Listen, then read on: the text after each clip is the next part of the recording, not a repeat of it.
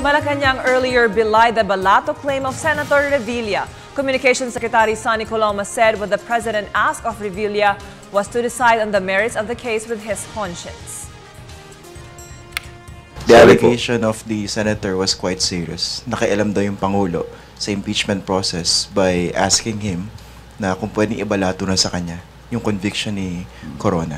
Hindi po sinabi ng Pangulo yung mga katagang binanggit ninyo. It is totally out of character for the President to speak in that language. Hindi po nakikialam ang Pangulo. Ang kanya lang pong hiniling ay upang magpasya si Senador Revilla na naaayon sa mga merito ng kaso. At ang tugon ng Senador ay sinabi rin niya sa kanyang talumpati, I will do what is right. At batid naman po natin ang kanyang pagpapasya. At kung gusto po natin, magbalik tanaw tayo sa kanyang paliwanag nung siya ay bumoto. Ito po ang kanyang sinabi.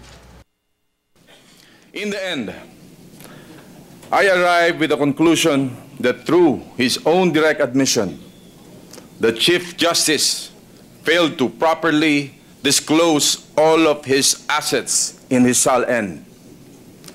This, therefore, has necessary consequences that attach to the position he hold in trust.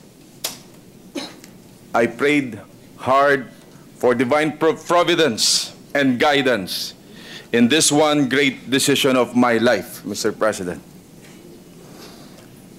Napakahirap man, alang-alang sa pagkakaisa at paghilom ng ating bayan, alang-alang sa pagpapatibay ng mga institusyon ng ating pamahalaan, alang-alang sa mga darating pang henerasyon at ang kinabukasan, I find Chief Justice Renato C. Corona guilty.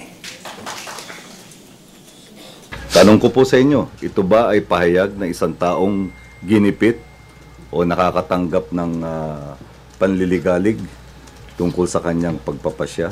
Kayo na po ang magpasya.